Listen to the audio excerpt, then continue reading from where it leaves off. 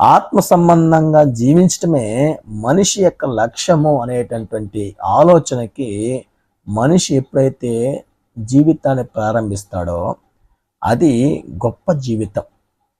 అది గొప్ప జీవితం అనేది మనం అర్థం చేసుకోవాలి. చూడండి, బైబిల్ గ్రంథమందు మనం పరిశీలిస్తే అనేక మంది భక్తులు తమ యొక్క విశ్వాసాన్ని ఎంత ఉన్నతంగా కొనసాగించారో, ఎంత ఉన్నతంగా కొనసాగించి వారి యొక్క జీవితాన్ని ముగించారో మనం చూస్తే అబ్రహాము, ఇస్సాకు, యాకోబు వీరందరూ కూడా తమ జీవితాన్ని ఎంత శ్రేష్టంగా భూమి మీద బ్రతికి, ఈ లోకము మాది కాదు, మేము ఈ లోకంలో యాత్రికులము, పరదేశులము, మాకు శాశ్వతమైంది, ఉన్నతమైంది దేవుడు చేత నిర్మించబడినటువంటి కట్టడం ఉంది, అది